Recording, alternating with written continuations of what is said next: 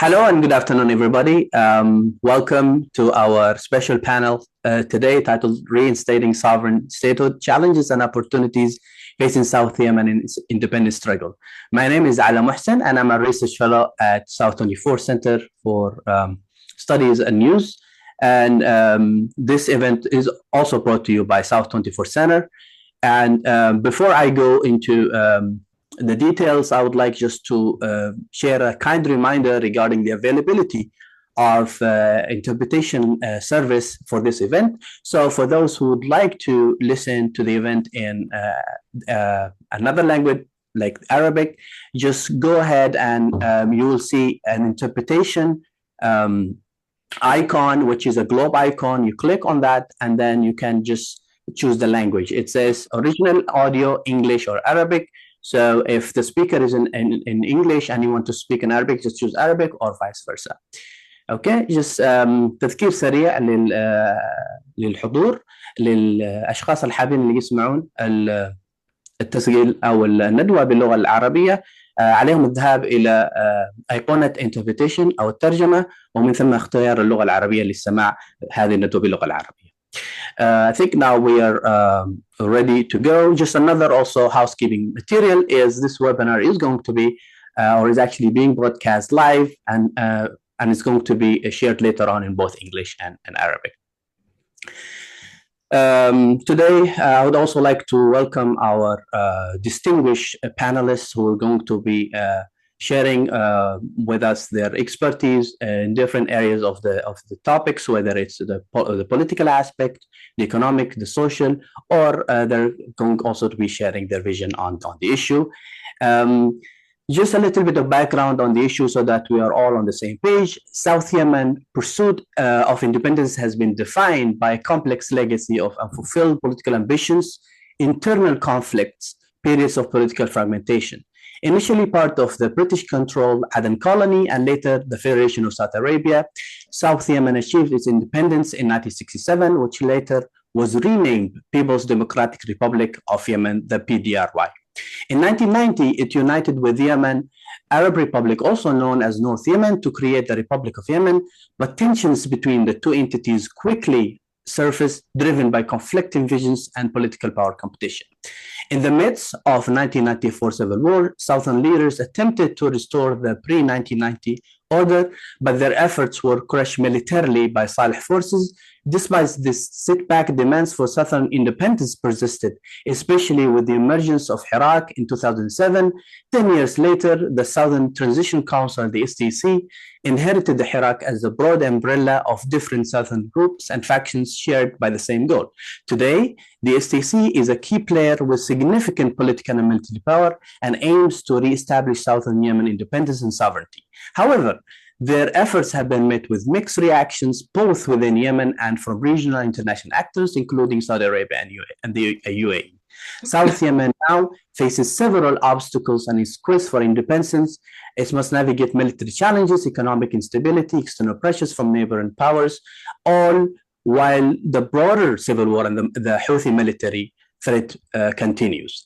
These factors complicate the path to independence, yet reveal opportunities for building political momentum, fostering international alliances, and establishing local security institutions. And this is where the name of this panel is derived. So we're going to be discussing both the challenges and the opportunities.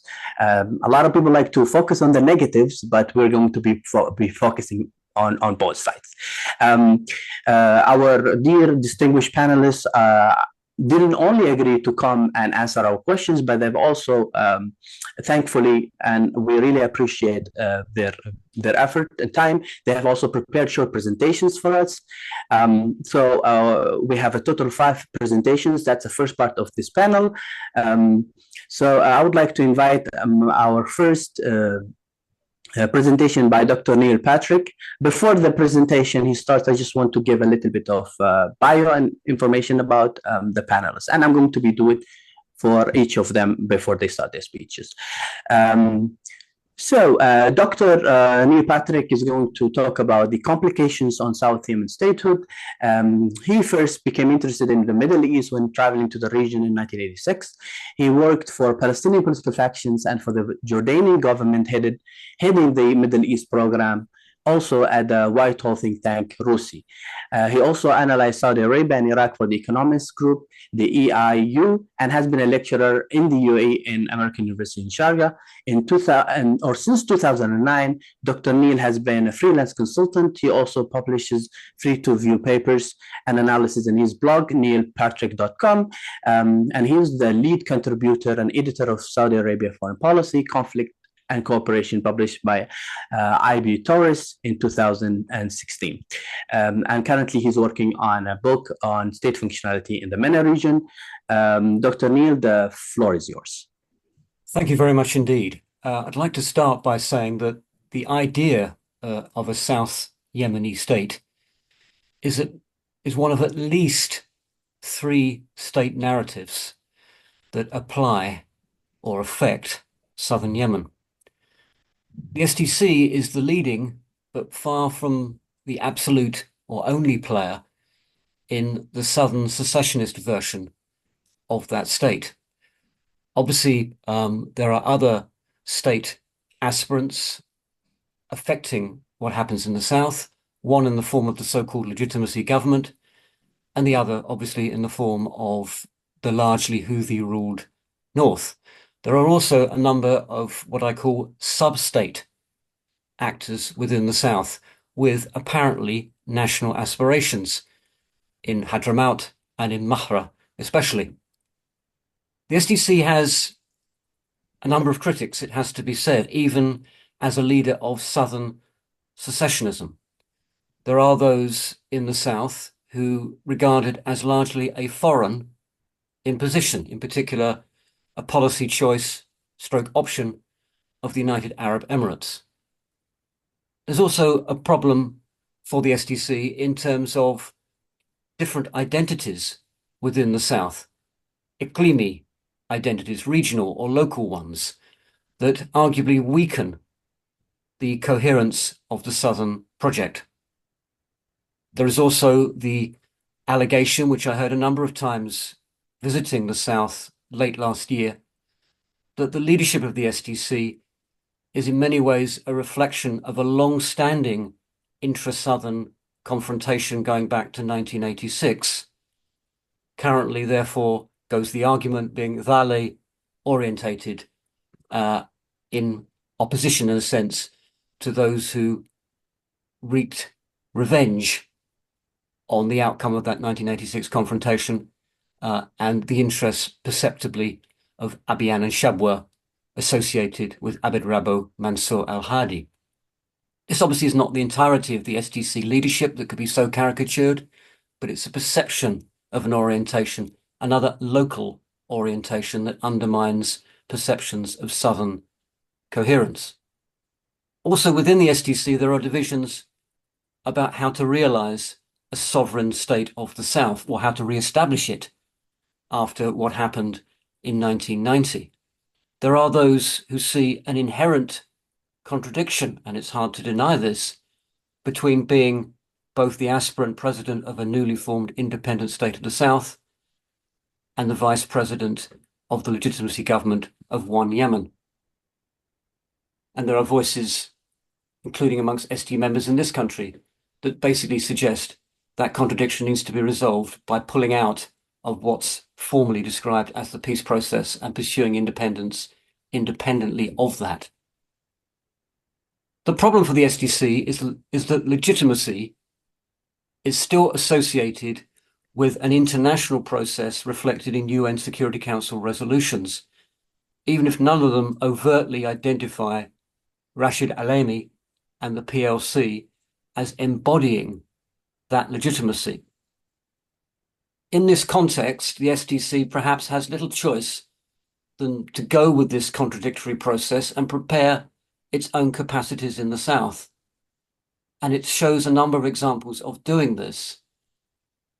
A kind of state in waiting, as it was described to me by one SDC official.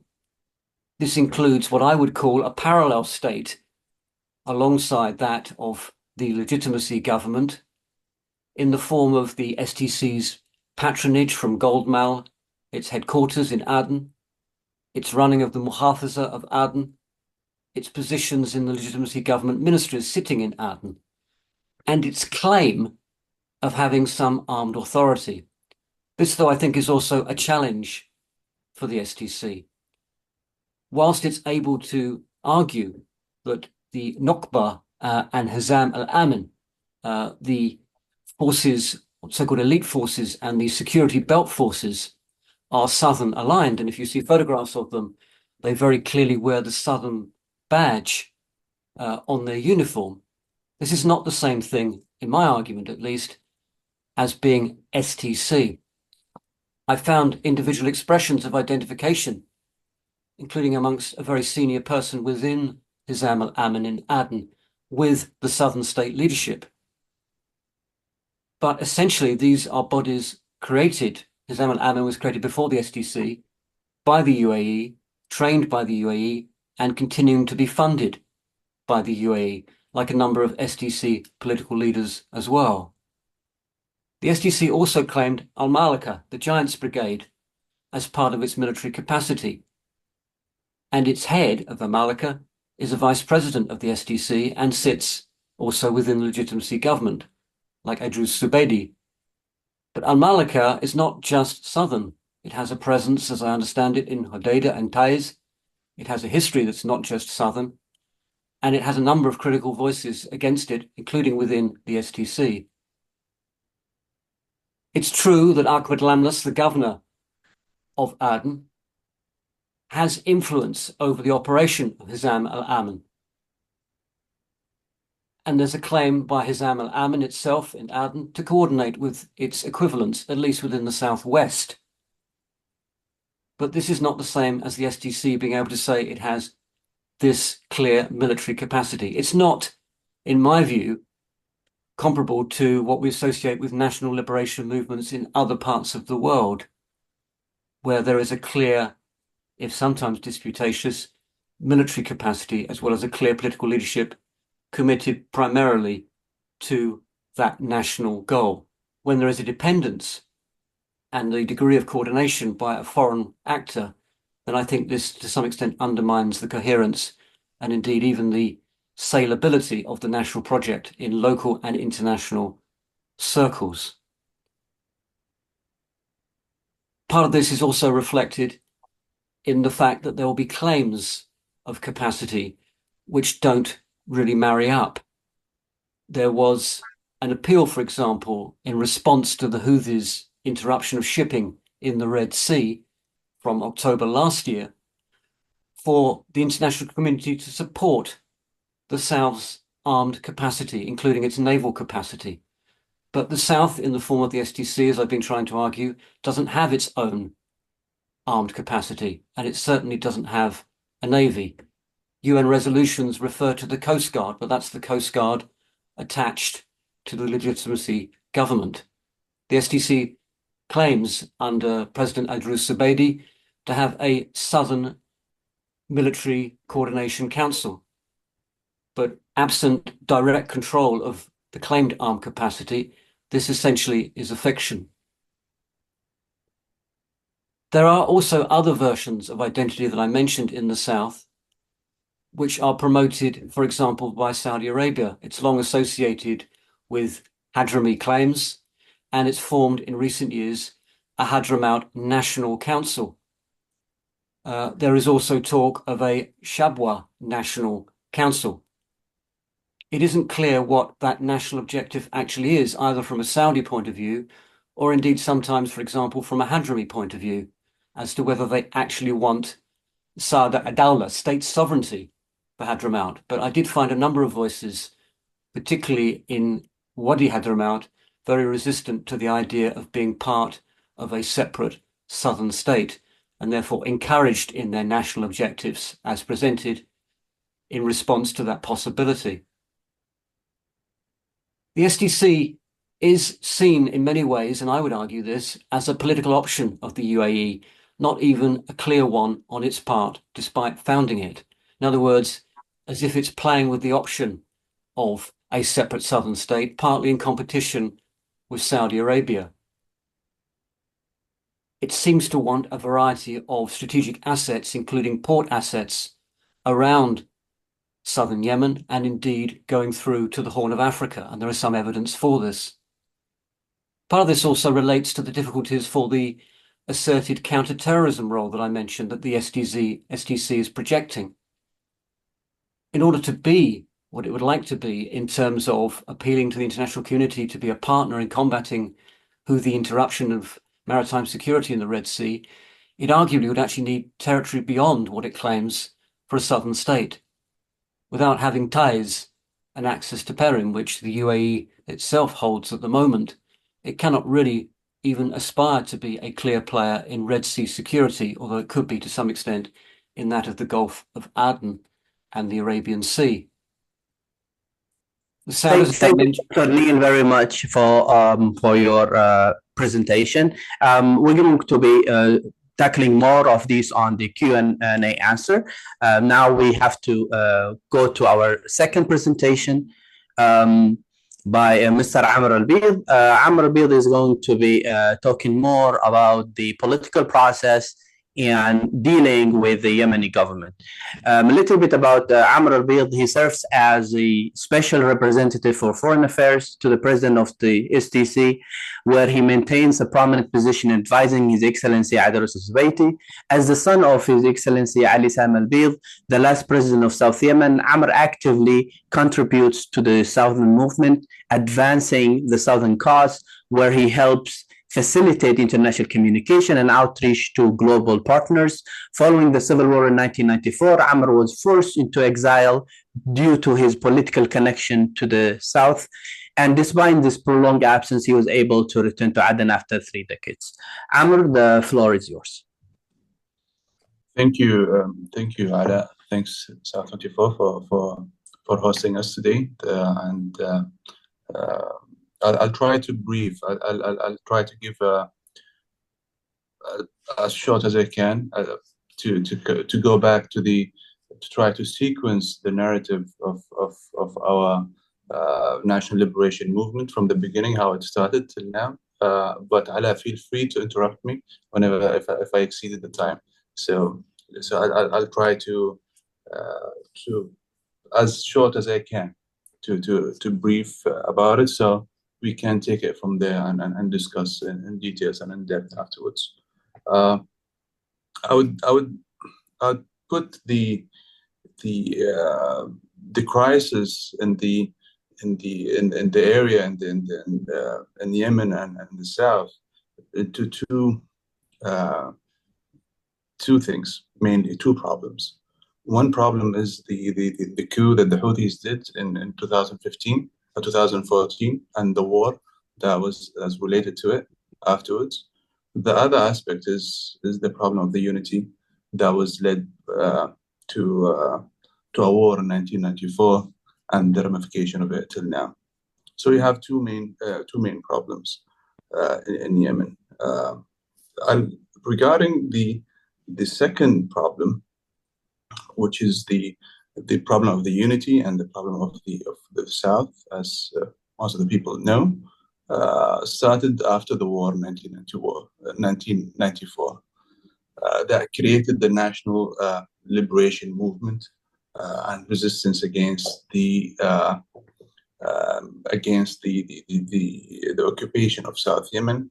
That was started from what we would say that the beginning of it started from the declaration of the 21st of May that's done by Ali Sam Al-Bidh to declare independence of South Yemen. That was objections to the results of the occupation. Since that day, the resistance continued and the national liberation movement established and took different means, different ways, different groups were formed in the 90s and till the 2007, the Southern Movement was created. And after that, 2008, 11 or 12, the organized national resistance, Southern resistance was formed also. So we had two main lines, which is the political, which is led by the Southern movement, and the Southern resistance that was led the military resistance at that time, till 2015, when the Houthis occupied the south, and it took another shape.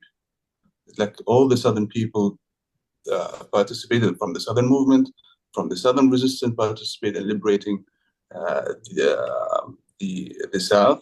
But after that, there was from 2015 to 2017, it took another shape. The other shape, which is that figures from the national liberation movement of the South joined the government, but as individuals at that time, not an agreement between the national liberation movement with the government at that time, but just individuals joined them. During this period of time, 2015 to 2017, it was obvious that there was deliberate actions to undermine these figures within the government, and that led to the firing, for example, General Idris Zubaydi, the head of the STC. 2017, there was a new way, or a new mean that changed.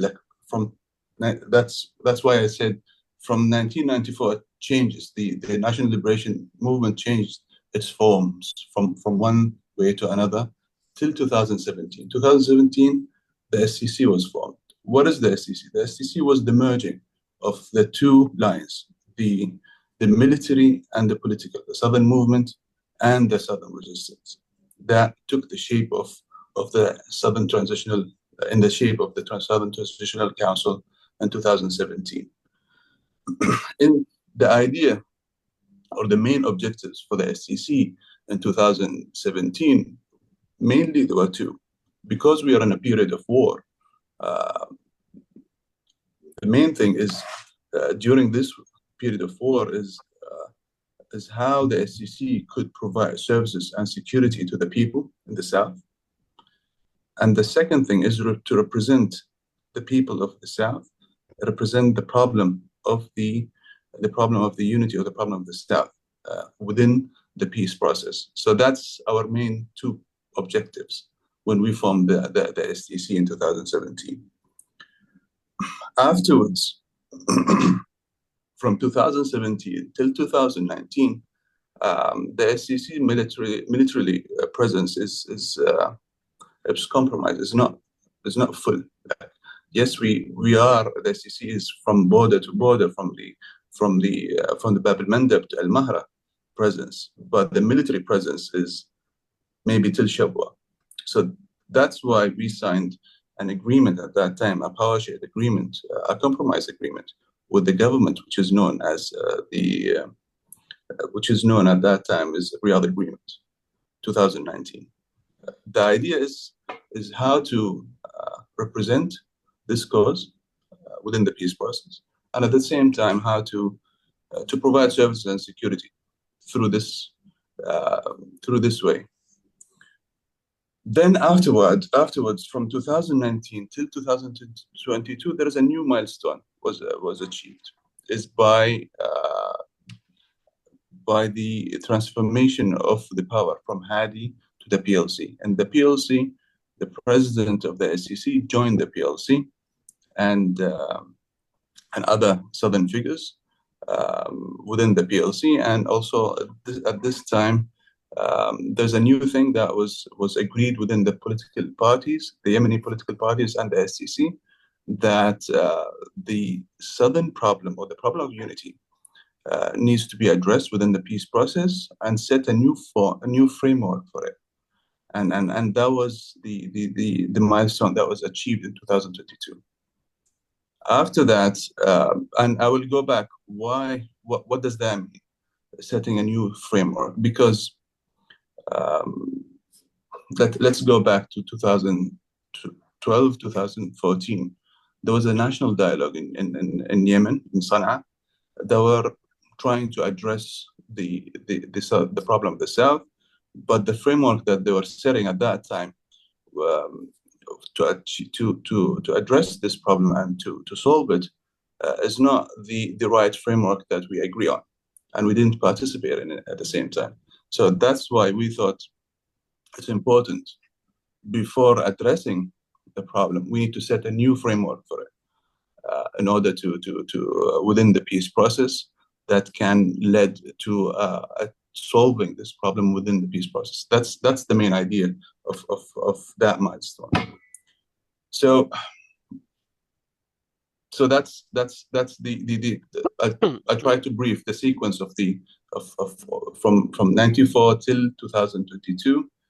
These are the objectives, the change of means, but the idea here is that the narrative is one.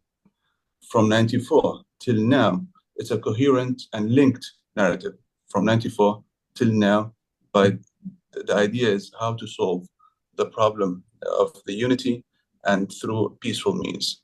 And at the same time, during the war, to provide services and security to our people with all the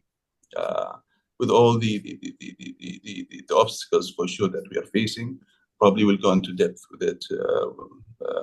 Thank you, Amr, very much for this excellent and outstanding overview of the evolution that took place within the independence struggle of South Yemen since the aftermath of 1994 until the current today in the midst of the civil war. Right now, we can move to our next section, and it's going to be on the security and the military dynamics. For this, Farida Ahmed is going to give us a short presentation. Farida Ahmed is the executive director of South24, and she's a researcher, a known researcher and policy analyst focused on Yemen, the Gulf, and the broader Middle East. Her work examines conflict dynamics, the role of armed groups, peace building, and the influence of regional and international actors, with a strong emphasis on the political landscape and the transformation of South Yemen. Farida holds a master's degree in political science from the Institute of Arab Research and Studies in Cairo. Farida, the floor is yours.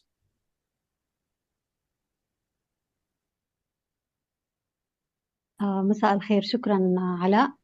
Good afternoon. Thank you, Ala. And I'd like to welcome all the guests and the speakers and the panelists and the audience as well.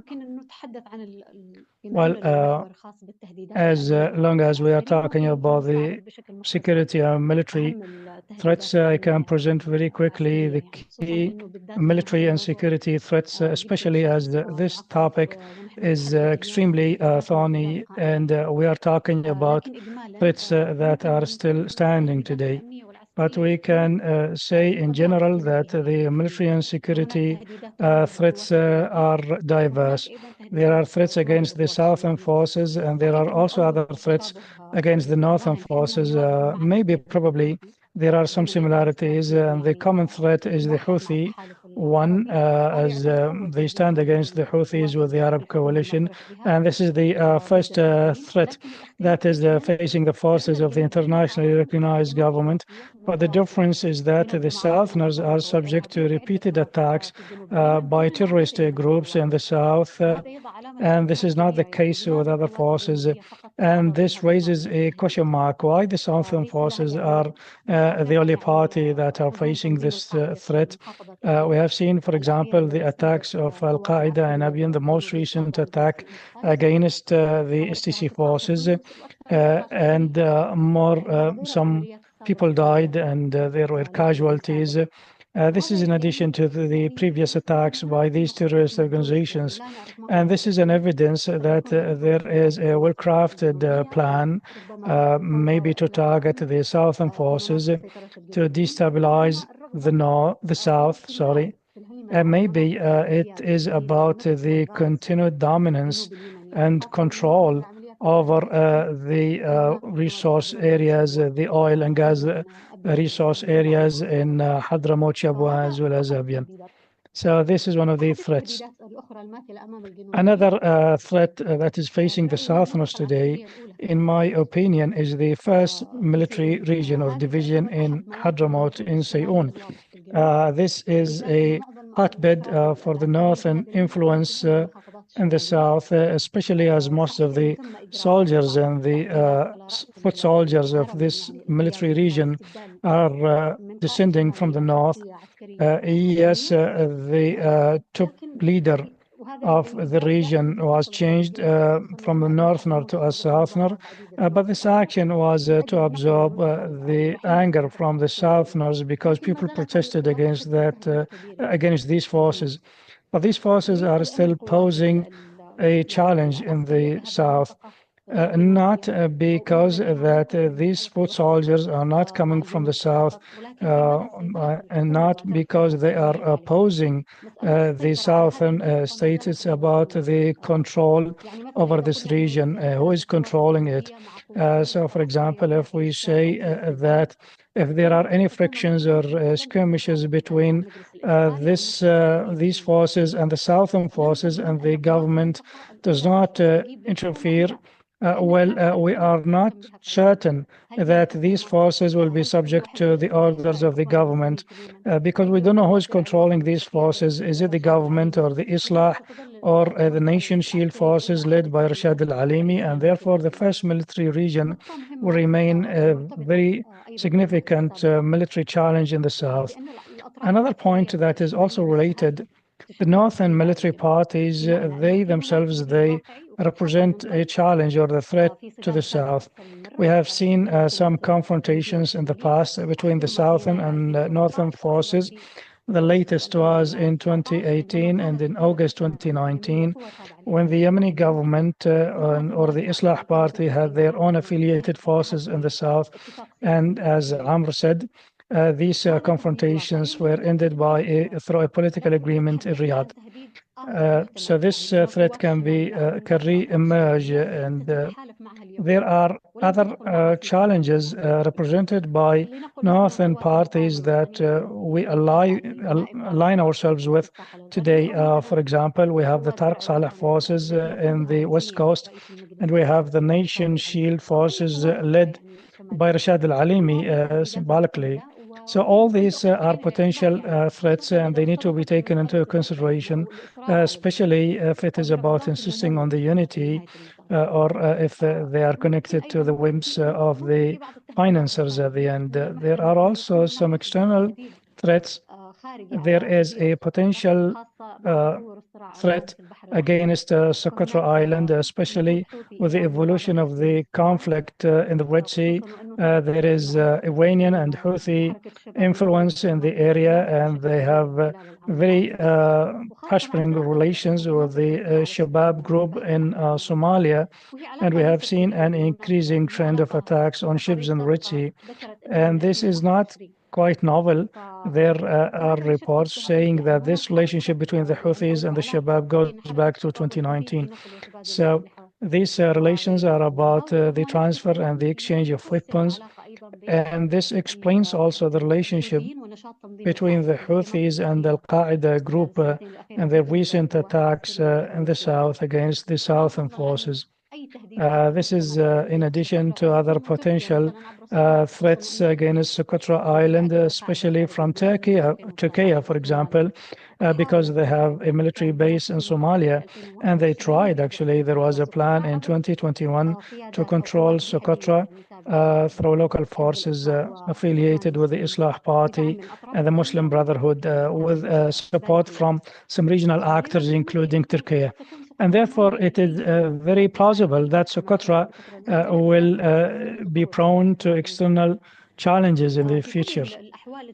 In all cases, the threats facing the South today are daunting, and it was very important to call this background in order to have a clear idea about what is happening on both the military and security scenes in the south of Yemen. Thank you. Thank you, Farida, very much for your overview of the military and security challenges that is facing South Yemen since the war started in 2015. Now we can move to the social and economic aspects and the transformation that we see in this front. And this segment is going to be presented by Dr. Abdul Shaif. A little bio on Dr. Abdul Jalil. He got his PhD from Sheffield University in political science, and he's the chairman of Friends for South Yemen, which is an advocacy group based in the UK. He's also the author of the book South Yemen Gateway to the World, published by Author House UK, and he previously served as the chair of Aden Free Zone Authority, and recently he took a role as the STC representative in Switzerland. Thank you, Dr. Shaif, and the floor is yours. Thank you, Ala, and good afternoon, everybody. And thank you to South24 for inviting myself and other colleagues to debate the issues concerning South Yemen, particularly the economic issues that are concerning the liberated areas in South Yemen in particular at this present time. I think this is a very complex subject, so I'll try and simplify it, try and choose my extensive experience of being the chair of the Free Zone and my master's degree in economics, which I think comes helpful in this particular situation. Yemen has been in conflict since 1994, and I think that is the most important point of conflict that distinguishes South Yemen from North Yemen, because in 1994 South Yemen was taken over by North Yemen, and the unity project failed to materialize in that particular moment of time. Since 1994 there's been a combination of resistance against northern rule in the south, and it culminated in the end in the Houthis taken over Aden in 2015. So I think it's important to understand that we are still somewhat under occupation. Talking about the economy in those circumstances is very difficult, because we're talking about the Yemeni economy, even though the Houthis have developed their own economic system, they've developed their own army, they've developed their own social system, they have their own education system, and yet we're still blamed for secessionism, when in actual fact the real secessionists are the Houthis, who've actually almost completed the narrative of their own state. So looking at the economy, which I think is an important subject, because I think Amr touched on the political issues, and Dr. Neil Partrick talked about the challenges and the negativities without talking anything about the positivities. I want to be positive by saying South Yemen will become a state. It's just a matter of when we can achieve that, and I think it's a very important point to note. The GDP in 2010 of Yemen was $40 billion. That's the gross domestic product, the whole economy put together. The GDP today is 18 billion. So you can imagine the hit that the economy has taken. Much of the money in Yemen has been repatriated outside Yemen. Investors, businessmen, politicians have all taken their share and left the country, because investment is cowardice when it comes to investment. Investment wants stability, security, and the shape of the state to be very clear. At the moment, the shape of the state is not as clear as it could be, and I think that the negotiations that will take place within the UN will hopefully shape that state to a position where investors can come back into Yemen and that GDP can grow. Again, another example, the salary of someone working for me in 2010 when I was the chair of the Free Zone, an average salary of 180,000 riyals would have been $400 in today's money. Today's salary, 180,000 is $80. So can you imagine the consequences of destabilized currency in Yemen? The consequences to the ordinary person in the street has been huge. I'm surprised that the humanitarian catastrophe in the south is not as bad as it is, and I think it's due to immigrants supporting their families back in the Yemen. I mean, it's a huge problem.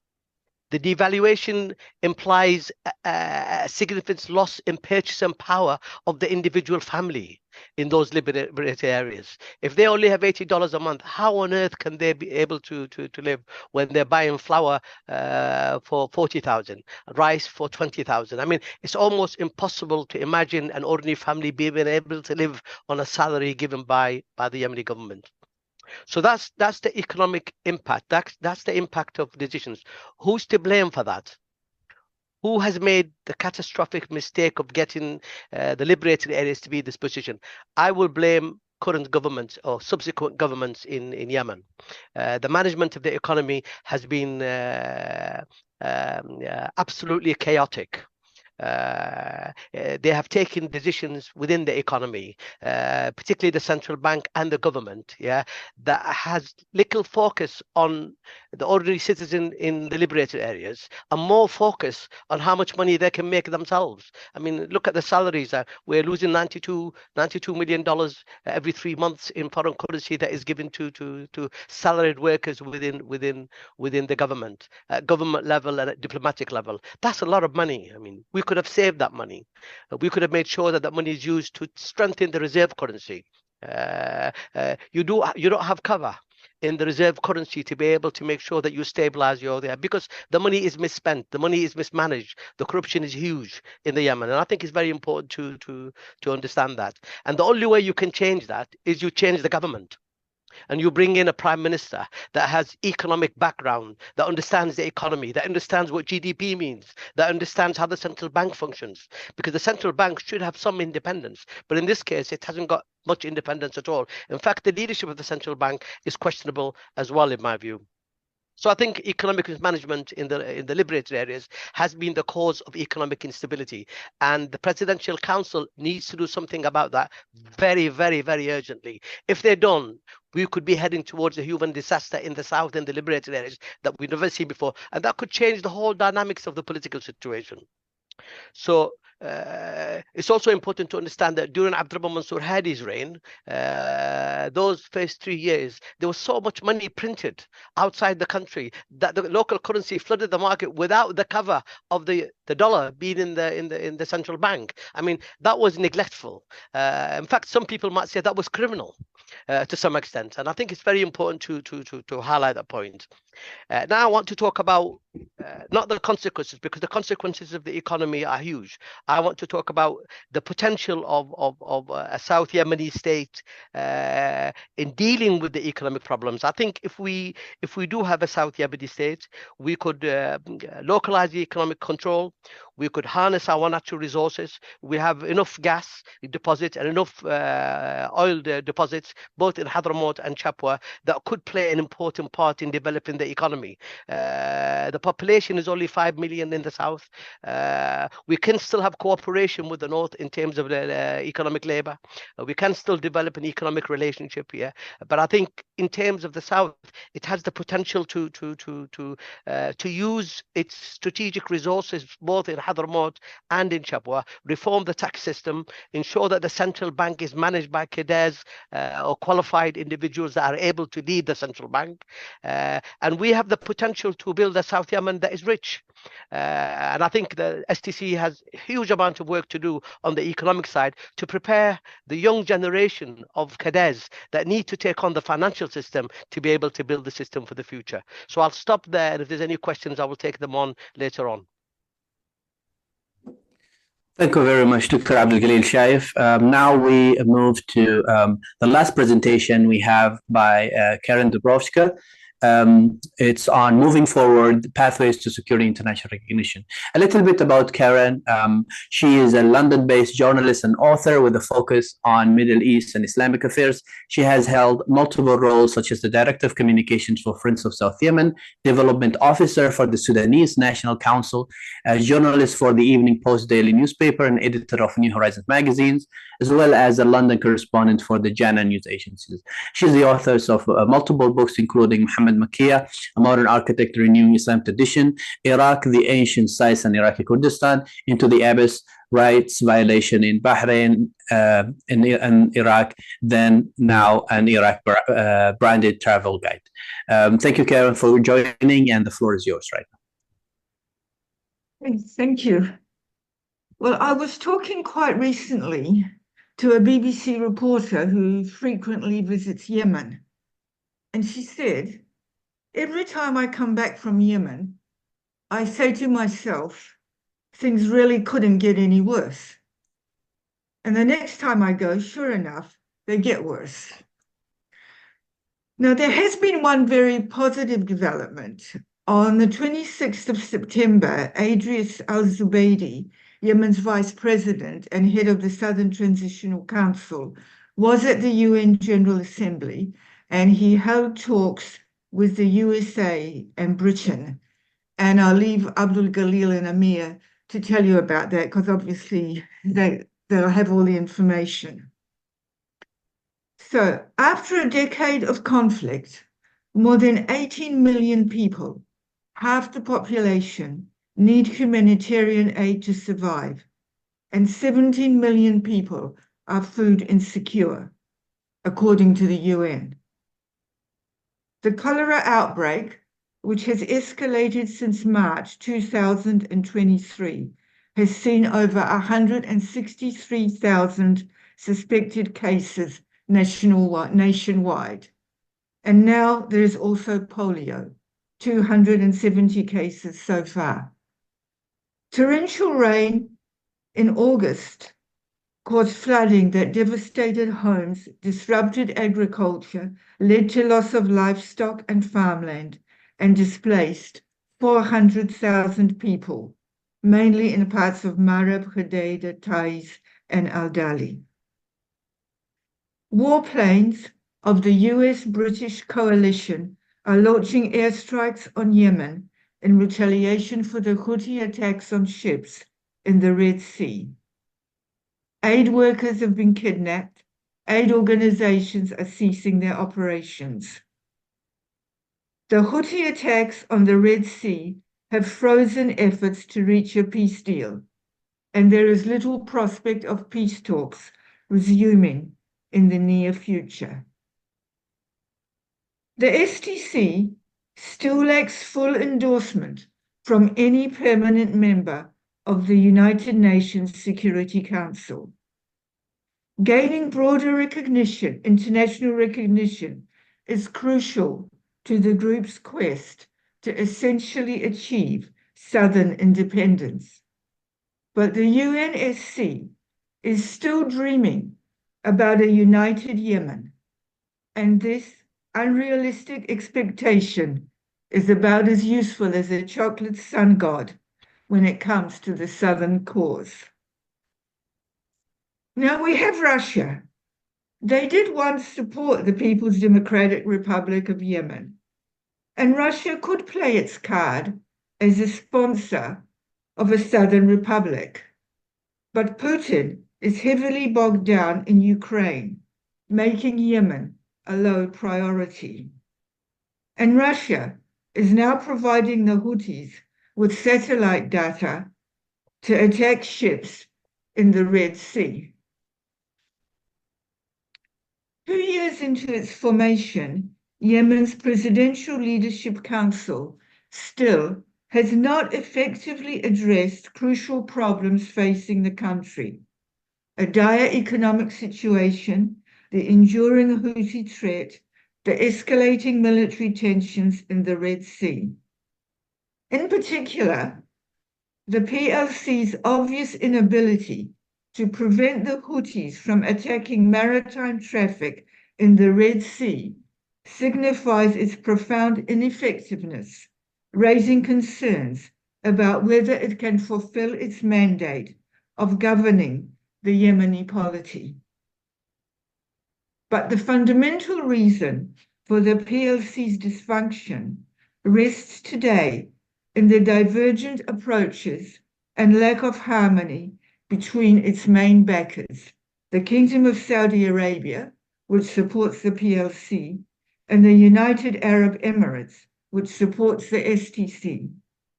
This hinders unified leadership and decision-making within the Council and perpetuates the current state of paralysis.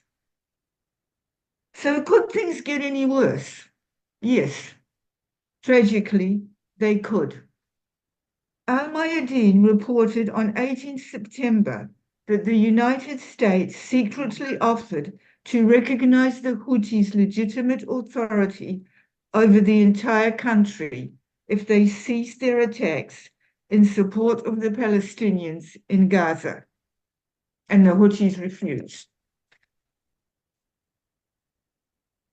Well, we may not believe the Houthis that such an offer was made, but according to a report from the Defense Intelligence Agency, the Houthi campaign has led to a 90% decline in shipping activity throughout the Red Sea, and this shows little signs of declining, even though 2 US aircraft carriers are now deployed in the region.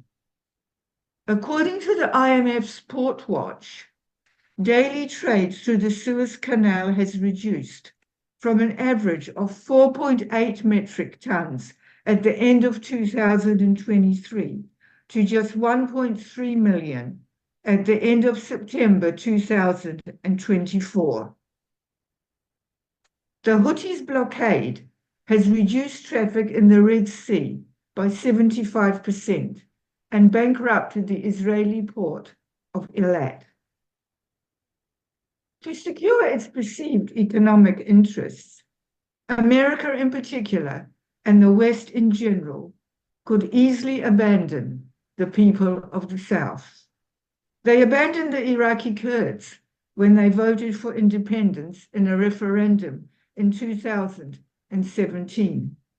The US State Department spokeswoman, Heather Norris, said, "We support a unified, stable, and federal Iraq." I would argue that if the South wants its independence struggle to succeed, the only way forward is a unilateral declaration of independence. If we look at countries that successfully gained independence in recent times, 2 of the following 3 conditions were always met. They had a strong independence movement, they had the support of the international community, and they had the support of the country from which they were seeking independence. South Sudan became independent in 2011. It had a united independence movement and the support of the international community. The rest of the country had grown weary of the conflict and wanted it to come to an end. The same is true of East Timor, which gained independence in 2002. In the aftermath of the Gulf War in 1990 to 1991, Iraqi Kurds finally achieved real autonomy with the establishment of the Kurdistan Regional Government. They had a strong independence movement when the Kurdish Democratic Party and the Patriotic Union of Kurdistan were supported by the coalition forces led by the US and UK, which enforced a no-fly zone in Iraqi Kurdistan. This prevented the Iraqi government forces under Saddam from continuing to escalate the genocide against the Kurds and allowed them to institute self-government. But they were abandoned by the West in 2017, and this could easily happen to South Yemen. Now let's go very quickly at unsuccessful attempts to gain independence. The Sikh separatist movement in India. It doesn't have the support of India, which has violently suppressed them and allegedly killed some of their leaders abroad. It does not have the support of the international community, and it doesn't have the support of all the Sikhs. The Polisario, which is seeking the independence of the Western Sahara from Morocco. On October 22nd, both Morocco and the Polisario Front rejected a UN partition plan suggesting creating an independent state in the southern part of the country, while the rest of the territory would be integrated into Morocco. Baluchistan, where Baluch separatists seek independence from Iran and Pakistan, the movement is obviously not supported by either Iran or Pakistan. It does not have the support of... Thank you, Karen, very much. Allow me to interrupt you because we have reached our time limit. Can I just finish? Because I'm just coming to the last paragraph. Okay. I'll give you 30 seconds. Okay, so let's forget about Baluchistan, right? Yeah. In the case of South Yemen, there is little support from the international community, which continues to favor a united Yemen, even though the Presidential Council it supports is totally ineffective. The Houthis will never agree to southern independence, so the only solution is for the southerners to declare independence themselves. The Southern Transitional Council isn't the only game in town, but it is strong and widely supported, and the Houthis have to be stopped from gaining control of the southern coastline as the valuable oil and gas deposits are there. Yes, things could go from worse to disastrous if the Houthis gain control of the whole of Yemen. When political activists try to motivate their supporters and ask, if not you, who? If not now, when? If the STC doesn't declare independence and champion the cause of the South, who will? If it doesn't happen now, when? Will we face another decade of internal conflict and the prospect of the Yemenis becoming a forgotten people fighting a forever war? Thank you. Yeah. Thank you, Karen, very much. I think the Southern people, represented by their leadership, really understand that independence is not going to be handed to them, right? It is a struggle. That's where the name comes from. That means you have to really work very hard for it. But we really have to understand, like, why this step is not taken, and this is a question that we're going to be tackling more later on. But right now, let's move to my favorite part, which is the panel discussion, what I'm going to be challenging and ask further questions from my audience. So let me start with Mr. Amr Al-Bidh. Amr Al-Bidh explained to us previously how the motivations for getting into government, the Riyadh Agreement, and so on. But what I really want to ask, what are the challenges that the STC has been facing since they became part of the Yemeni government? I mean, it's very well known that environment is not going to be an easy one, because like the majority, if not all, the Yemeni factions are going to be categorically oppositional and against Southern independence. So if you can brief us a little bit on these challenges and what kind of also success that the STC has secured so far participating in that government. Thank you, Ala. I think it's an important question. Lots of challenges. It's not one challenge. Neil Partrick mentioned plenty of them. Some of the challenges that we're facing that we are facing in the South, and by participating within or joining the government after the Riyadh Agreement, and then after the 2022 PLC formation of PLC. As you know, in Yemen right now, there is two projects to solve the problem, of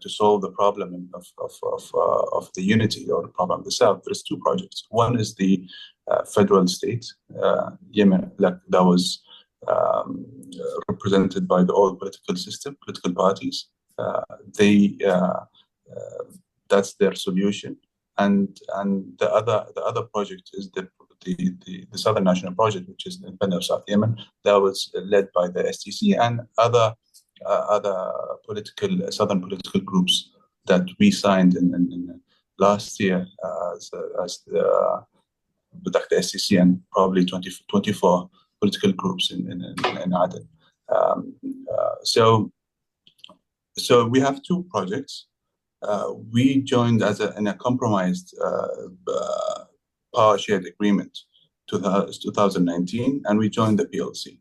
Our president joined the PLC. The problem is that,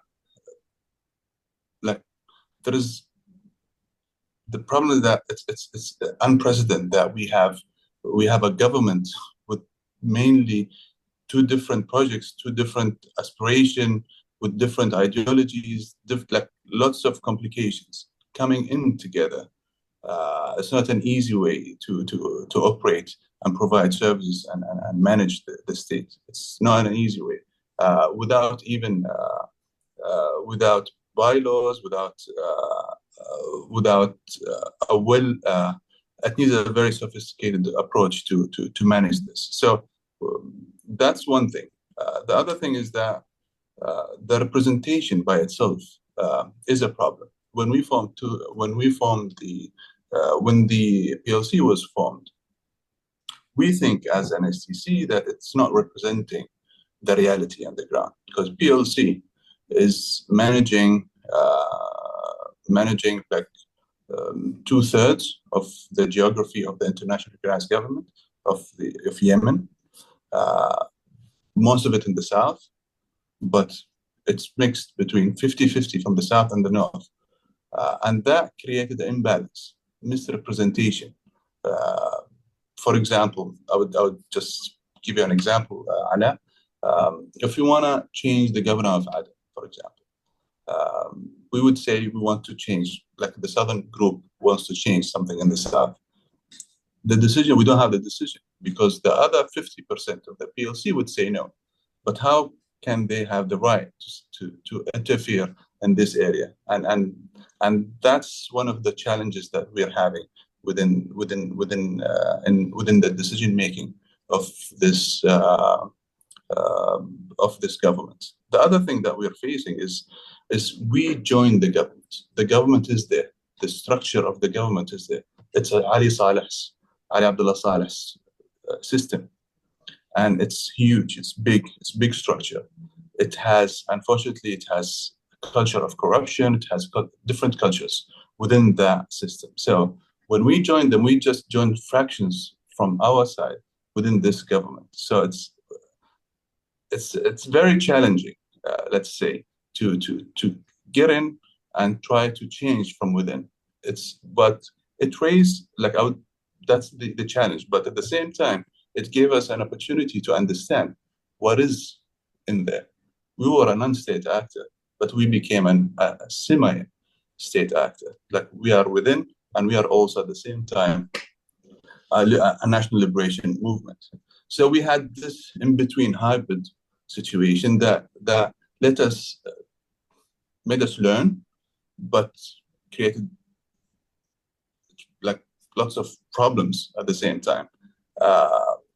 I think, Amr, if you allow me, part of the issue with the Riyadh agreement, it didn't really have an implementing mechanism where these differences would be resolved, because you mentioned that there is really no clear authority, or there is no agreement that it's going to be 50% us deciding on the south. Maybe a better way of okay, on the southern territories or southern regions, it doesn't make sense that someone who's not from the south is going to be. So I think this unclarity or lack of clarity since the Riyadh agreement is really one of the things that complicates the matter. Thank you for answering, Amr. Now I would like to move into Neil, just responding to one of his points that he had during the presentation regarding southern fragmentation. I'm talking about politically here, the different councils that were formed, in Hadramaut, in Shabwa. But my question here is, how much of this is actually real? It actually reflects popular aspirations, genuine local differences or fragmentation, because my concern is when these councils are formed in Riyadh or in Jeddah, somewhere outside, that means it has an external backer that it's really it's more manufactured than real. So if you can just comment on this, is how much of this division that we saw, sometimes I feel it's really overrepresented, or it's highlighted too much. It's blown out of proportion, as I would say. So if you can comment on that. Well, I think in the case of Hadramaut and Mahra, resistance to the STC's one southern state sovereign southern project is quite significant. In the coastal areas, around Mukalla, for example, there's definitely appreciation of the elite forces, the Nokba, in terms of providing security. But these aren't necessarily, as I was trying to argue, equated with the STC's own armed or security capacity, even if they're seen as being aligned. There is also, though, amongst Hadramis, a lot of skepticism, which is what I think you're getting at, about the Saudis creating the so-called Hadrami National Council, because the Saudis are not clear what they mean by national. For decades, people have speculated about Saudi Arabia wanting a pipeline to the Arabian Sea, possibly promoting in certain scenarios Hadrami independence. But nobody's clear that this is what the HNC is about, and the Yemenis who've joined its founding body, that I spoke to at least, didn't seem very clear either. But Hadramis in general are clear, that I found, about caution at least, about the STC itself and the project of one southern state.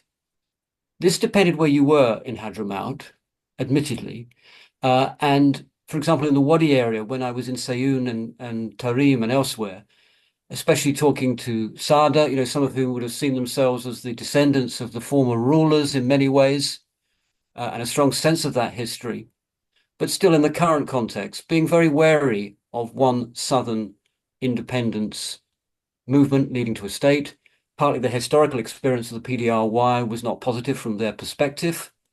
And as I say, a strong position I found time and time again amongst the self-perceived leaders, if you like, particularly some Sada, and I know Sada are across Yemen and they're represented in the SDC as well, the descendants of the Prophet Muhammad, but some, particularly in the interior, in the Wadi area, saying they would rather, if they couldn't have genuine federal autonomy within one Yemen, and they were left with a southern state, they don't want to be part of that southern state and would try and forge independence. Now, this might be unrealistic, but this is the kind of talk I was hearing. On Mahra, I found that the ST's position, I met wonderful local leaders, very generous people, very smart. But it was quite clear to me, partly because of the change in the leader of the governorate, for example, but also just in terms of their position generally, that the STC is not strongly represented in Mahra. And Northerners do seem to be very strongly represented on the ground, partly for economic reasons, partly because of the penetration of intelligence networks, perhaps. But the disconnect, which is the point I was trying to get onto, between whether they're pro-STC or not, between, for example, people in Mahra and Hadramaut, was quite significant. I found, for example, that the basic security requirements, there wasn't a clear line of communication. Everything in the tradition of Yemen was muhafaza based in practice, as well as an appropriate political stance, which meant that even amongst southern entities that might want to cooperate over security issues, there was not effective ability to do so.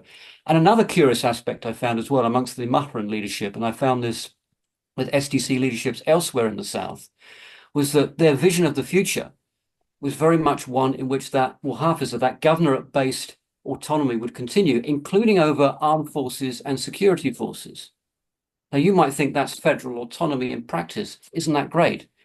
But I found it also equated with enormous suspicion of the idea of any Hadramis, for example, even fellow STC supporting Hadramis, having a role in Mahran security. It should be the sons of Mahra, they said, in a very strong and assertive way. That's either traditional and acceptable and autonomous, or it's a sign of significant differences on the ground, whether the Saudis are involved or not.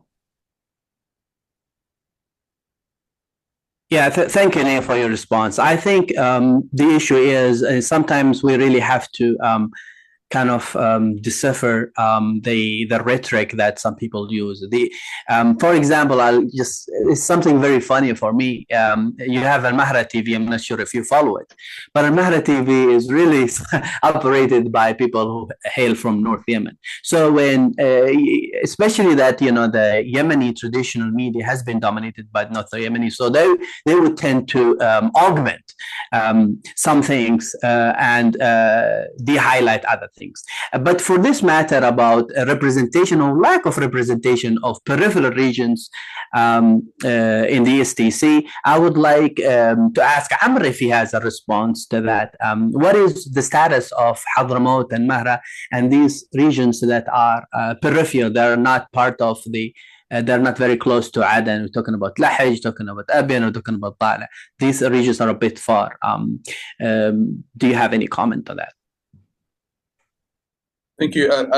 I'll try to be short here. One of the main problems of the South, I think, historically, is centralization. During the PDRY time, when the Social Party centralized the South and made the power only in Aden, and you know the historical characteristics of the Southern people is mainly decentralized because of the history, because of each province, and because of the Sultanate, because of the Emirates and Sheikdoms at the same time. So centralizing is always not a preferable model and workable for the South, and that's why we had constant cycle of instability in the South, mainly because of that. And I think to counter that is to have a decentralized state in South Yemen. That's the only way how would it be, like mainly a province, or it will take different shapes. This is something that's discussed deeply. I think, and that's what the main concerns of, especially when it comes to Hadramaut, Shabwa, and mainly all the provinces have this skepticism of are we centralized or decentralized? But the SCC is clear about this. The future of the South can't be centralized. It has to be decentralized. Otherwise, we'll fall in the same mistakes. And I think now, probably because of the government is central. Still, the government, the PLC, is central, and it's mainly in Aden or in Riyadh sometimes. That created this proximity problem within the governance, and I think that needs to be solved in a way. Within the SCC, we realize this problem, and we have our, for sure, representation from each governance within the PLC, within the SCC, but these skepticism from some of the people is because of the history. But in reality, we understand these challenges, and from the Southern movement at that time, we realized that this is a problem and we need to solve it this way. And I think when it comes to Hadramaut al-Wadi, and is the STC is not there or less represented, I think even if I would say that it's not like not the STC, people are with the problem, with the state, with the solution of having a southern state. That's the main thing. The things that would it be centralized or decentralized? That's the main concern of the people. And I think from our side is clear that we are clear that a decentralized South Yemen or South Arabia would be the only solution to move forward. Otherwise, we will just fall in the same problem of destabilization. Absolutely. Now I'd like to move to another question on the security provisions in South Yemen, and I would like to address Farida about this issue of fragmentation. Fragmentation in the sense that you don't really feel there is a central command that unites the security establishment, and this has led to many instances of clashes and disputes. My question is, has there been anything so far to address this issue, since the issue is very clear and people could feel how it impacted their lives negatively?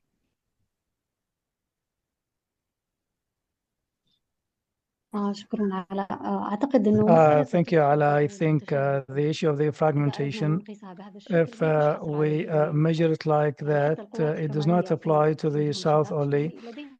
Even the northern forces, they are fragmented and divided, and this is a natural result of the conflict in Yemen. That is a protracted conflict for more than 10 years. And of course, this fragmentation affects the level of performance. But despite that, the Southern forces are more disciplined and organized if compared to other forces. But there are things that require reorganization or restructuring. For example, the classification of these forces, I think it's a problem by itself. If we say the security belt forces, are they military or security forces? According to the title of it, it is a security organization, and these are security forces, like any other security organization in the world, but we have a different situation. These forces, these security forces, are required to do combatant activities, and although the fighting against the Houthis and Al-Qaeda should be done by the military, not the security. And this is not a challenge to the STC only, but it is also a challenge to the individuals affiliated with these forces. They don't know if they are affiliated with the army or the security, and whether their training should be a military or security one. And this affects their performance in the field. And the other thing, we have duplicity because we have the IRG in Aden, and there are differences over the political issues, and therefore there is a duplicity in terms of the funding sometimes, and we have mixed loyalties. So every party has a different political project, and this is strongly present in Hadramaut, as Neil indicated, and Amr alluded to that in what he said. There is weakness in the control and command, and there are different projects here and there and aspirations. Hadramaut is quite unique in this context, and for Aden, for example, and in some other governorates like Adala, Al-Hajj, and Abyan, we can say that the vast majority of the people are with the secession or the independence of the South. In Hadramaut, it's more complicated. If we discuss the challenges facing the security forces, I think there should be media coverage for the security forces. Yes, there is an official spokesperson, but the military media and the security media needs to improve its performance in order to combat the provocations against these forces. And there needs to be also a proper media coverage in order to garner the public support behind these forces. So I think that there is a real gap, and it requires to be addressed at the media level, as well as the classification and the restructuring of these forces to have clear roles and responsibilities for them, whether military or security ones. The steps taken recently to consolidate these forces include, for example, the STC appointment of his deputy Abdurrahman Al-Mahrami, and he's also a member of the PLC to manage the portfolio of security and counterterrorism. I think this is a very positive move, and despite the importance of this move and the welcome it received, it is quite concerning to some Yemeni and regional forces, because maybe the rearrangement of the southern forces under the leadership of Al-Mahrami will provide more weight for the STC in the south. One of the steps taken recently was that a military academy was established in Aden. It is the second southern faculty after the army faculty established in the 70s in the south. But establishing a military academy will not be sufficient, because the southern students are not sent abroad for scholarships. The people descending from the north, they receive all these scholarships outside the country, in Sudan or in Egypt, based on nepotism and other interests, and therefore the Southerners are not benefiting from that, and the STC did not benefit from its partnership in the government to develop its own people and their qualifications and to build their capacities. Yes, the establishment of this academy was critical, but we need people to travel abroad to study, and here comes the role of the STC, because the STC should have exercised pressure to have a share for the Southerners in the foreign scholarships, or to bring foreign experts or Arab experts to Aden to train these forces. But what is more important than that, in 1 minute, Ala, there are some steps that can be taken as we are talking about the fragmentation and the division of these forces, especially as there is no single military institution to bring together all these forces. It is critically important to establish a unified military organization with one command and control center and to be in control of everything. I think this is a very important point. We can call it, for example, the National Authority of the Defense in the South or anything like that. It should be one consolidated institution that takes the military and security decisions, in addition, of course, to the political leadership in areas controlled by the STC. I think these steps will improve the performance of the Southern forces, and it will facilitate the coordination with the allies in any joint operations. Yeah, thank you, Farida. This is absolutely an important step. When you are an independence movement seeking international recognition, it's very important that you are seen as being responsible enough, having command over your forces, and that your forces are not fighting each other or are not engaging in illicit activities, or they're not looking they're incapable. But I would like to ask Karen a follow-up question on what was already mentioned by Neil and some other guests regarding the need for unified national movement in order to seek international recognition. Is that really necessary, that to have an only one specific structure or established or political organization that everybody has to believe in this and they have to cheer for this organization? For me, this seems a far-fetched idea. It will never happen because humans tend to disagree and differ, and even in the experiences of countries that got their independence, there were always at least two organizations, that rival organizations, that are fighting on this. So I would like you to see your take on that. That is this really a precondition? Because more than one guest brought it up, and just wanted your intake on this.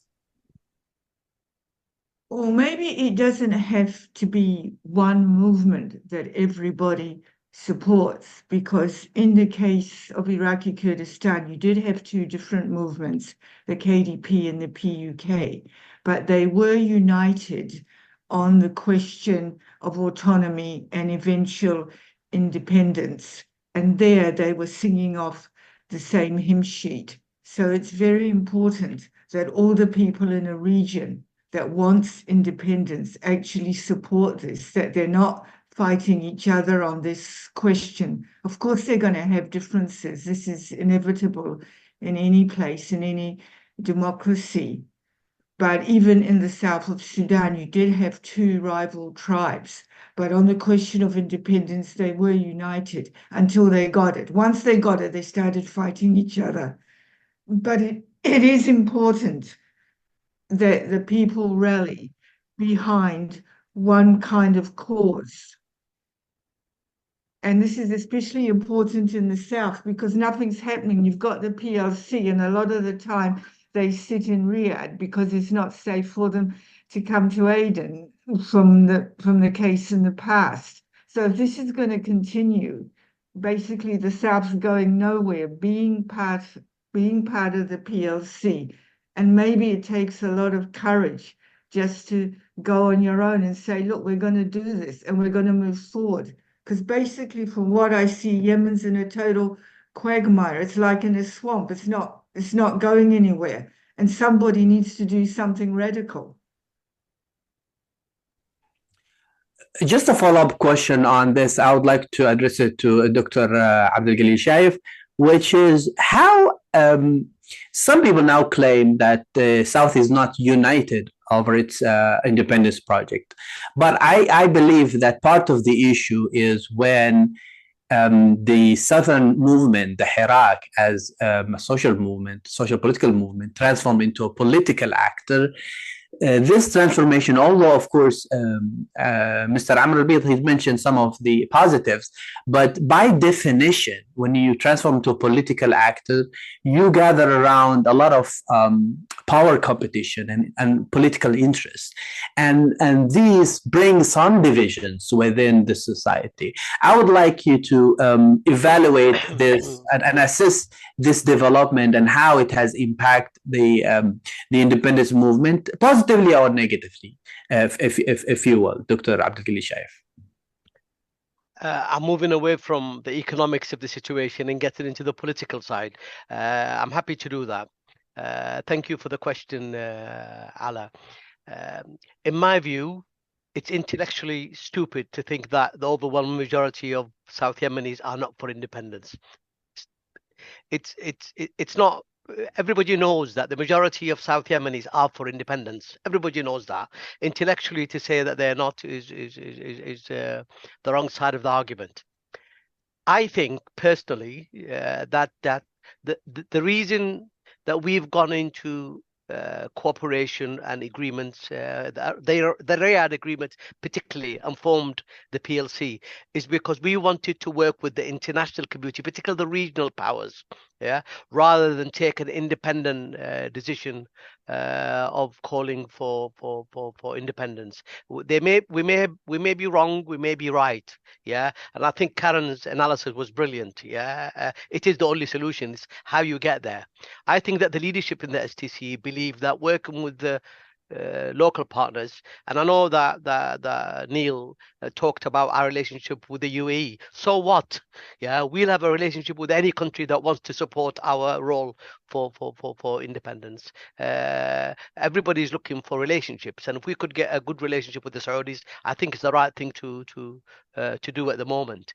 But I actually believe that the reason why there are elements within South Yemeni society that haven't supported the call for independence in the same way as we do is because we've mismanaged the economy. The example that we've established in Aden is not the best in the world. I mean, you've got a financial system that's gone into destruction. You've got the exchange bureaus being developed as the domestic local economic system instead of the central bank and the local banking system. So we have to take responsibility as an SCC that we've not, and I think you said it in the beginning, Ala, we've not used our influence to ensure that Adan and Ibyan and Lahij and Dala and other governors can see that Aden has prospered. Aden has developed a good economic system. So I think that the Riyadh agreement could have worked to our advantage, and I think it should still work to our advantage. I think we need to press for the things that Farida talked about earlier, which is more diplomatic representation, more economic representation, more political representation, more women representation at every level of society. I think if we work on that and we strengthen the economy through the Riyadh agreement, we can have something to sell to the other governments, and therefore a clear message that we are doing the best that we can. Because like I said, independence is not coming, not just because we want it to come, it's because the Houthis have made it happen. I mean, anybody who thinks that Yemen is united, I think is intellectually stupid as well.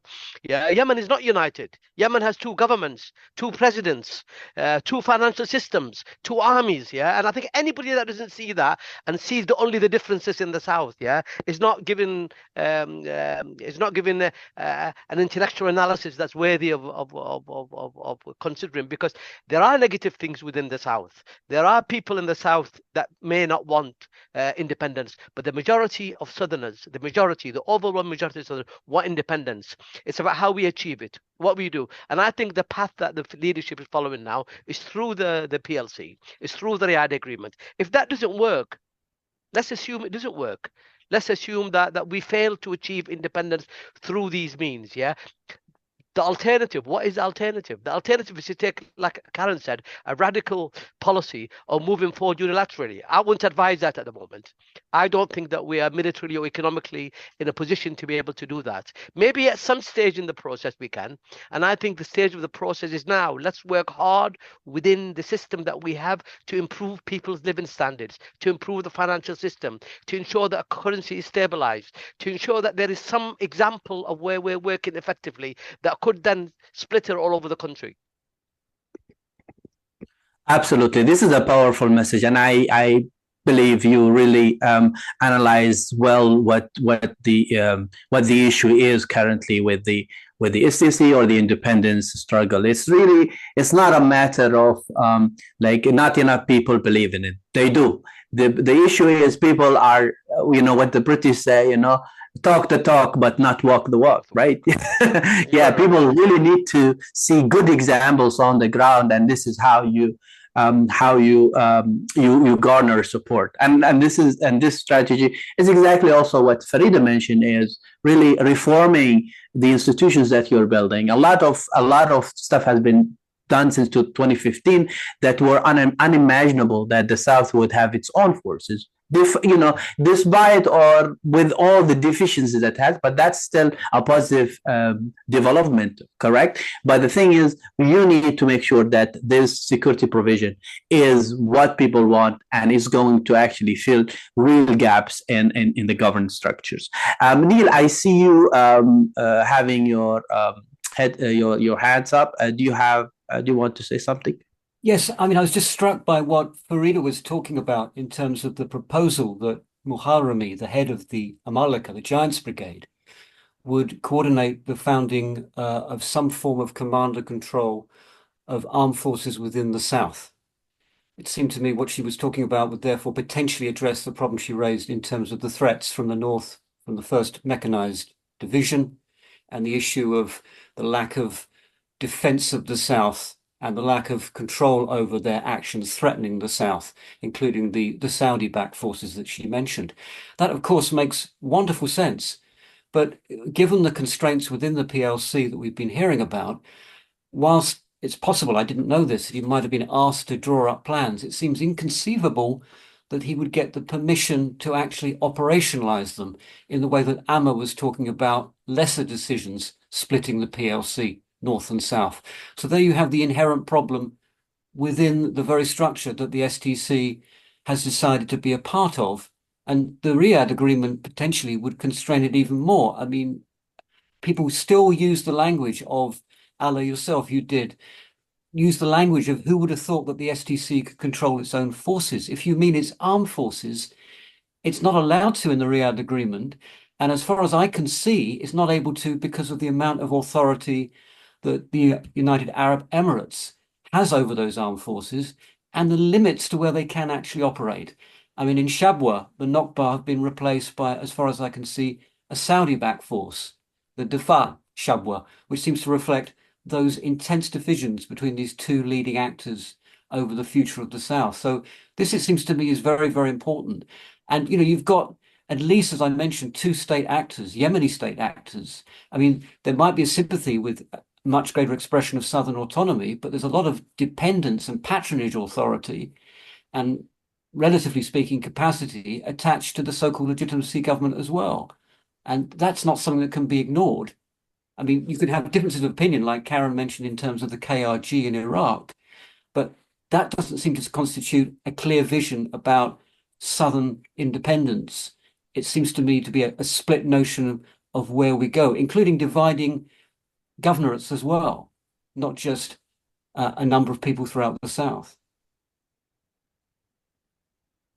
All right. Thank you, Neil, for your comment. We have some audience questions. So for each of the panels, if you feel there is specific questions that you are better equipped to address, please feel free to let me know. We can start with the question of the audience is regarding the necessity of the partnerships that the STC has with North Yemen or with the rest of the Yemeni government. I wish Amr was with us, but he had another appointment, so he had to leave. If anybody wants to take on this question, maybe Farida or maybe someone else. The question is it really necessary that the partnership with the Yemeni government, the STC partner, is it still relevant given that it hasn't really delivered much of the promises that it had initially, because part of the rationale, and Amr explained this very well, is that you see improved services, but people didn't see that. The economy got worse. Security was in its best shape. So is there still a rationale for this partnership to continue? And what are the red lines that the STC is not willing to cross? If anyone wants to tackle this question, Dr. Abdul, go ahead. Yeah, I'm happy to tackle that question. I don't believe that it's a bad idea getting into a partnership with people who are fighting the Houthis in the North Yemen. I think we can oversimplify the influence that they have. I mean, they're like guests in Aden. Really, their protection, their security, their well-being is supported by the STC. So I don't think that we should think of this partnership as though there are competing groups. I think the STC is the most powerful part. I just don't believe personally that the STC have used their influence to a greater effect within the PLC, and I think that they can. And I think that I know that some people are saying there is no need for this partnership. Let's move quickly towards a radical solution. I don't think that is to our benefit strategically. Certainly militarily, it's not to our advantage. What we don't want is to open another front in the war. We're fighting the Houthis. What we don't want is to open a front with neighbors or with different governments. We need to make sure that the STC uses this partnership to its advantage. And the way to do that is to look at ways of ensuring that we've got good quotas in terms of women representation from the south, in terms of diplomatic representation, in terms of sponsorships abroad, in terms of training and education, and in terms of developing the local economy. I mean, let's use our partnership, because unless we get a rescue package from the Gulf, I think that the Riyals will probably reach its worst position ever. And then there may be a revolution that takes everybody out. So I think it would be wrong to open a conflictual road ahead in the near future. I think it's important that we're strategic, we're intelligent and smart in our approach, so we can get the best out of the present situation. And I think we're still in a war. We're still in a war with the Houthis. Any internal conflict will only embolden the Houthis even further. And I think that's something that we've got to be really careful about. And I advise against any conflictual situation that is militarily that would end up destroying even the little things that we've made development. But let me also say something else, because just to answer Neil's question, the STC has good relationships in the West now. It's not in the same way as it was 2 years ago. Idris Zubaydi's speech, which Karen talked about, was an important step in my view, where he was able to talk about Southern aspiration for the first time since 1994 in a UN setting. So I think that is significant. Other states are more looking to us to see what solutions we have, instead of looking at the Houthis, because the Houthis have become the enemies of everybody else. Even though they may want to negotiate with them, the Houthi intransigence has meant a strengthening of the STC. But it's about how we use this opportunity to strategically ensure that we get what we want through a system of peace rather than a system of war. Thank you, Dr. Abdul Galil. Definitely, this is not a call for confrontation, because the South and the Southern independent movement has enough enemies that it doesn't really want to complicate. And our neighbors are powerful. In fact, they're the strongest in the whole MENA region. So you don't want to make enemies out of them. But that also doesn't really mean that it's not that we always go forward without re-examining our past experience. I think the more that we assess of what we have done so far, or the previous steps that you have taken, the more that you can make your independence movement stronger, and also improve the governance structures. Because I keep really emphasizing this point, unless you are actually playing or given a very good model, you will have less and less people following you. I had a question for you, but I'm gonna take it later. Now let's take one of the audience questions. I also would like you to remind that we have about 15 minutes. Hopefully, in 15 minutes we'll be ending everything. So now I'm going to open the floor for Amin Al-Yafi. Amin Al-Yafi, if you can unmute yourself and ask your question or your contribution. مساء الخير. شكرا لكم. شكرا جميعا على Good المداخلة afternoon. Thank you very much for the excellent presentations and interventions. I have a very quick intervention and then I have a question to Mr. Neil. And I hope that what I say is translated correctly. Mr. Neil, we know that the system the North was a failed regime and it was corrupt and it was marred by divisions from within. Despite that, the international community was providing all sorts of support to it. We have seen that between 2012 and 2014. And sadly, the elite in the North are controlling the narrative about Yemen because they are monopolizing the qualifications, the training, the education, and the communication channels with the international community. So when I hear these comparisons, I think that the South and the STC should not be viewed from the role it plays. The STC is facing today some terrorist groups in this very dangerous spot in the world. And the support the STC received should have been support through the United Nations because the STC is protecting the interests of the world in this part of the world against the Houthis. And we should not forget that it is the only Yemeni party that is confronting the terrorists and the Houthis. Other parties do not care about that, and therefore this support, is it problematic if the STC and the South receives support from the international community? Is this a problem? Actually, second point, you spoke about some sensitivities and concerns in the South. No one is talking about the concerns about the North. In the North, they have more divisions, and the Houthis are tyrants in the North, and they are consolidated, one force. So who will confront the Houthis? The Houthis do not recognize the political partnership. They consider that the IRG are mercenaries and they should not come back to Yemen. So if there is peace with the Houthis through the UN-led process, and if the Houthis control the North, who will confront the Houthis?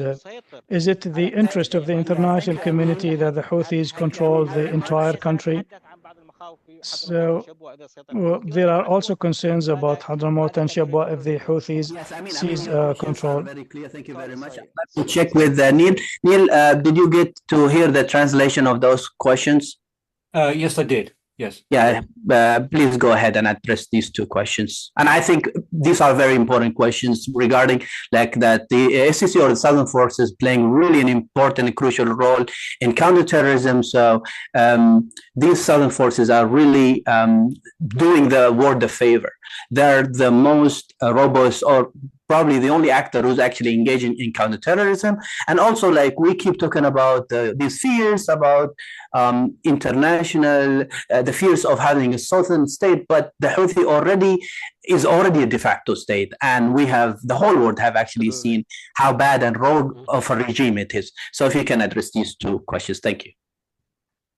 If by the international community, we are using a shorthand for the West, if that's what was meant by the questioner, I know it's often meant that way, then it seems to me, and indeed this also in terms of UN Security Council resolutions anyway, includes Russia and China, there's continued support for one Yemen under, however outmoded it sounds, but under some form of legitimacy government. Now, I've noticed that obviously we've gone from resolutions that were acknowledging Abd Rabbo Mansur al-Hadi as the leader to no longer mentioning him before he was actually removed, essentially by the Saudis, and not yet any overt and direct acknowledgement of the authority of Rashid Al-Alemi as his successor. And now I assume that's partly because of the complications about the way in which the PLC was formed. And at the same time, though, that has consequences arguably for the road that the STC are traveling, but now at least Security Council resolutions acknowledge the need for negotiated solutions and even also acknowledge the Riyadh agreement. So it's an acknowledgement of the STC having some kind of role. Hence why, in a sense, we're having this discussion. This seems to be the continued path that Western leaders, and for that matter, Russia, preoccupied with other things, and China remain on.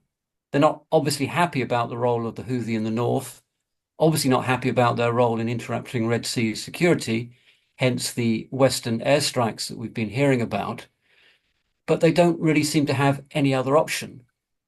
I do not know what goes through the minds of Western policy planners, but my sense is that when it comes to Britain, at least, we heard an account earlier of possibly the Biden administration doing a deal with the Houthi to effectively give them Yemen. I'm not sure about the credibility of that report, but the position of Britain, at least, and I strongly sense this from America, is effectively to defer to what the Saudis and the Emiratis want. Now, we've been hearing that it's not clear what they want, and they appear to be rather divided about what their preferences might be, but they both still are committed to a process led by the PLC involving the STC, are committed to some form of attempted containment of the Houthi. But again, they've been led in doing this by the Saudis, who effectively recognized that their war against the Houthi had failed and wanted to talk to them and were talking to them about arrangements that they might reach with them. And so the block, to answer the questioner's question, is effectively coming from the inability of the Saudis and the Emiratis to agree that true sovereign state independence would be in their interests. And the priority, particularly for the Saudis, is to minimize their human and financial costs in their conflict with the Houthi, which has been interrupted by the events of the last 12 months. I don't see Western leaders, at least, having the confidence to overstep that and assert that, therefore, the South has a case and any unilateral declaration of independence should be supported. Because they also know that the Emiratis, and I'm sorry to keep saying this, play a very lead role in the security forces which don't operate throughout the whole of the South, which we call SDC, but which in many ways are more UAE than they are SDC. And that's what Western leaders will recognize. And that's, I think, the problem in simply backing Southern independence. Thank you, Neil, for your response. Just on this particular point, I would like to ask Farida, because this is very relevant to a question that I had in mind regarding the funding. So, Farida, what Neil is arguing, as long as the UAE is paying for the salaries of the Southern forces, they're actually not Southern forces or not STC. Is that true? Because in a lot of civil war contexts, a lot of domestic actors get actually support from external, and that's normal because even outside countries they have interests, but these interests are not necessarily top down; they're shared. So southern interest with the UAE could be shared. So it doesn't mean that one is dictating over the other. So if you would like to comment more on funding for the southern forces, and is that really problematic? Does that constitute making the southern forces just Emirati proxies?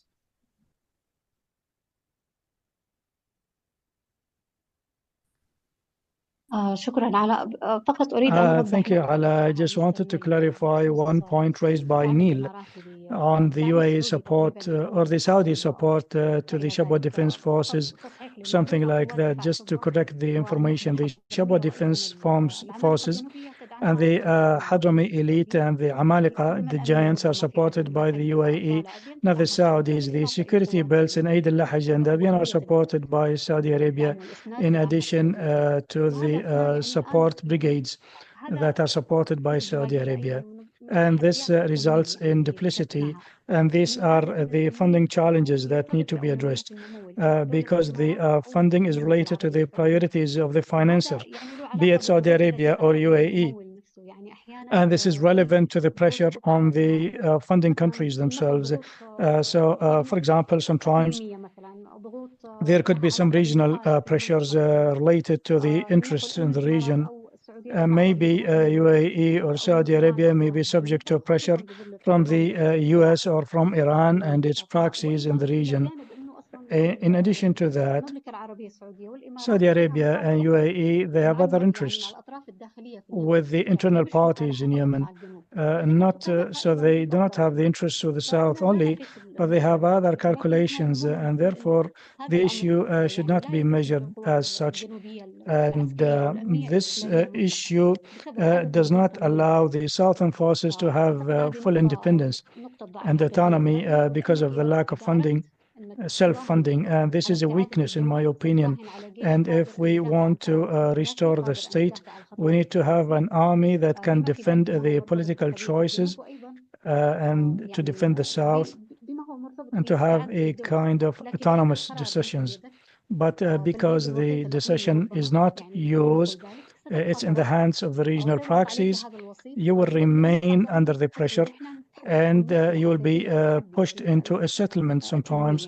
And this is a serious challenge, the funding, although it is the right of any party to receive funding from whatever other party. But the funding itself could be problematic because it could entail conflict of interest. And this can lead to some compromises and some concessions that you might accept. And this may lead you to backslide sometimes. And this happened in the past year. And if the funding to these forces is cut, is interrupted, this could cause confusion and pressure on the leadership because they cannot pay for the salaries of these forces if they do not take into account from now alternative funding sources.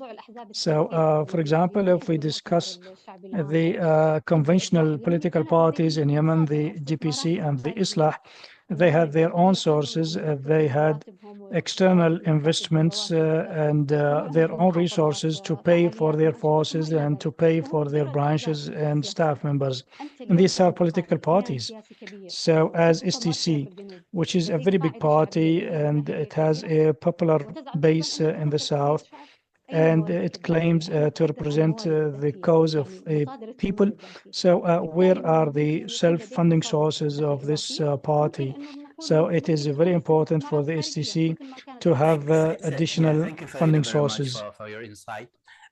Just because we're running out of time, I really apologize. I wish we had like the whole time and hours to debate, but our event is limited to 2 hours. So I will just leave the final, because I see Dr. Abdul Galil, he's been raising his hands for the last 10 minutes. So just wanted to give you maybe a couple of minutes to have your final comment, Dr. Abdul Galil. Yeah, very quickly indeed, because I'm conscious of the time. But I think it's one thing that we can all agree is that the overwhelming majority of Southerners want the Southern states. So I think that we can agree on.